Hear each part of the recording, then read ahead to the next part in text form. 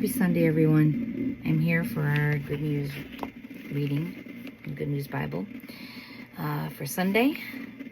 So we're going to start where we left off. Pardon the glare. I have to get a new magnifying glass because my other one just sort of died. The light just died. What are you going to do? So here we go. Hagar and Ishmael. Abraham's wife Sarai had not borne him any children, but she had an Egyptian slave woman named Hagar. And so she said to Abram, "The Lord has kept me from having children. Why don't you sleep with my slave? Perhaps she can have a child for me." Abram agreed with what Sarai said, so she gave Hagar to him to be his concubine. This happened after Abraham had lived in Canaan for 10 years. Abram had intercourse with Hagar, and she became pregnant. When she found out that she was pregnant, she became so proud and despised Sarai. Then Sarai said to Abram, "It's your fault that Hagar despises me. I myself gave her to you, and ever since she found out that she was pregnant, she has despised me. May the Lord judge which of us is right, you or me." Abram answered, "Very well, she is your slave and under your control. Do whatever you want with her." Then Sarai treated Hagar so cruelly that she ran away. The angel of the Lord made Hagar at a spring in the desert on the road to Shur and said, "Hagar, slave of Sarai, where have you come from, and where are you going?" She answered, "I am running away from my mistress." He said, "Go back to her and be her slave." Then he said, "I will give you so many descendants that no one will be able to count them. You're going to have a son, and you will name him Ishmael, because the Lord has heard your cry of distress. But your son will live like a wild donkey. He will be against everyone, and everyone will be against him. He will live apart from all his relatives." Hagar asked herself, "Have I really seen God and lived to tell about it?" So she called to the Lord who had spoken to her, "A God who sees." That is why people call the well between Kadesh and Bered the well of living one who sees me. Hagar bore Abram a son, and he named him Ishmael. Abram was 86 years old at the time. I think we're going to just leave it there, because that was a long one. Sometimes I think I'm putting too many in, but if they're small readings, then I do it. But if they're big ones like that, I think we should just stop there. So that was kind of a deep one.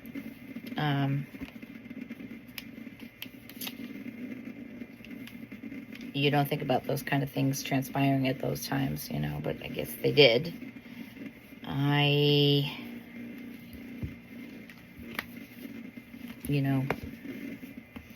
sometimes wonder,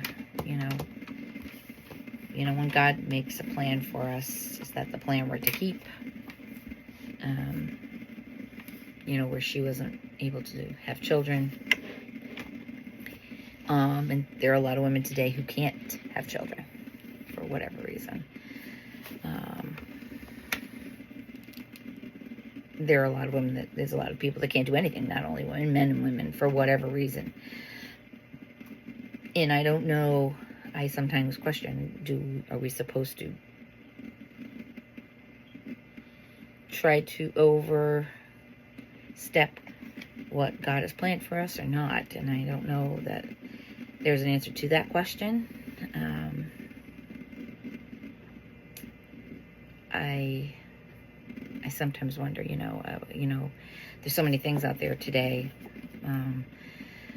where women can't have children and they have surrogate mothers carry for them and things like that. And I mean, if someone is willing to do that, I think it's a beautiful thing, but it must be very difficult to do that, to bond with a child that's growing inside you and have to give it up when it's done. So I wonder that, do we put people in that position to do that? I don't know. And I don't know that that's, if God has a plan for us, and if that is the plan, or the plan is not to to have any children at all, or again, whatever the case may be in life.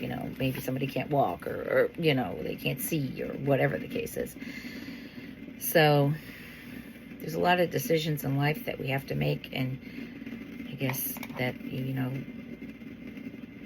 that you have to wonder what the outcome will be. You have to look at the big picture in life. Sometimes, we do things because at the moment they seem good and they seem like the right thing to do, but we don't always think about what the big picture, what the end result is going to be when we do something like that, or we do anything for that matter. And I've made decisions in my life where, I made that decision right away, and, I thought this is the right thing to do, and it may have been the right thing at that moment, but I didn't stop to think about how that was going to affect the rest of my life, And some decisions I made, it wasn't the right decision for my life. And then others, were. But, when we make decisions, a lot of times I've prayed, and I remember going to church. I would go to church in the morning and pray for the right answer, And I guess God leaves it up to us to make the right decisions. I mean, we can pray to Him and we can ask Him, but I think at the end of the day, I think He wants to give us the freedom to make our decision in hopes that we make the correct one. And if we don't, then I would imagine there's a lesson to be learned. And, where we go from there, I guess, decides our fate someday. And I know, again, like I said, for myself, I've made some decisions in my life that were wrong. They weren't horrible, didn't hurt anybody, I didn't murder anybody, but, I made decisions that, I probably didn't think of who I was going to hurt emotionally at the time. But, sometimes you're stuck in situations, and, you have to make these rash decisions, and you make the decision because it's the thing to do at the moment, but you don't think, it's going to affect the rest of your life. And then living with the burden of that decision. And as in this story, she chose that she was going to have a child to help, her mistress out, and but then the mistress found out, wait a minute, this was not a good plan, and so she wasn't in a good place. She was treating her badly. She ran away. Now she's with child and took off. So, again, when you make these decisions, when you want something so badly, sometimes you'll do anything to obtain it, and sometimes that's just always not the best way forward. Sometimes it's best to just stop, think about what you're going to do, make sure it's the right decision, look at the long term, because even though it may be right at that moment, it could affect everything else in the rest of your life. And that has been my situation anyway, so I speak for myself probably most when I say that.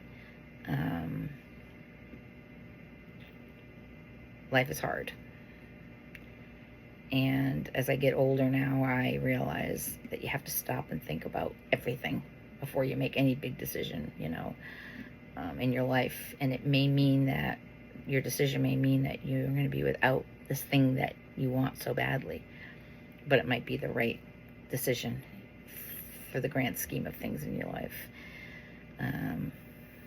So I think probably more so with the younger people I say this, and it's just stop and think.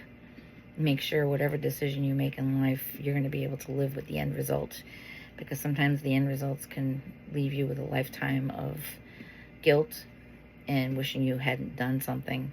And we all do little things, but sometimes big decisions or big things, you can be sorry later and wish you just had never done them, wonder what your life would be like had you not done them. And the worst thing is living the rest of your life wondering how things could have been different if you made different decisions. So, I guess guess what I'm trying to say is just, just stop a minute, think, and hope that, just make sure that whatever decision you make is going to at least have a good outcome for you. Because if it's not, it's just not worth doing, So I guess that's about all I've got to say on that. I'm no expert. I'm just somebody who's made decisions that, I wish I hadn't made. And I always try to tell my kids the same thing. Think about what you're doing before you do it. Because, it's whatever decision you make, you're going to live with no matter what happens. Sometimes things are easy to get out of, and you may be able to get out of them, but, if you're like me, you just live with that guilt all your life. That, it's always lingering in the back of your mind that you did that, and you wonder if you're going to be forgiven, at the end of the day. And the Lord is forgiving, but sometimes you just can't forgive yourself. On a different topic, we've got a group of 4 together for our Bible study for the Little Chapel of Faith Ministries, and it's going to be on Google Meet. If anyone is interested and you're not on Facebook, please follow our Facebook page, because that's where the majority of the things I'm able to post are posted. Like only on Instagram and TikTok, there's only snippets of what I post on the page, but there's a lot more there that I post, because it's a little bit different platform. So it is the Little Chapel of Faith Ministries on Facebook, and if you would like to join our Bible study, just see us there. You'll see the post there, so you can just comment on that, and I will let you in there. So that's it for Sunday. I'm gonna let you to the rest of your day. Sorry if I was a little long-winded. I'm no expert. I'm just speaking from my own life experiences, really, hoping that I can help somebody else. That's all. You have a great Sunday, and I'll be back later in the day for the saint of the day. Have a great day. God bless.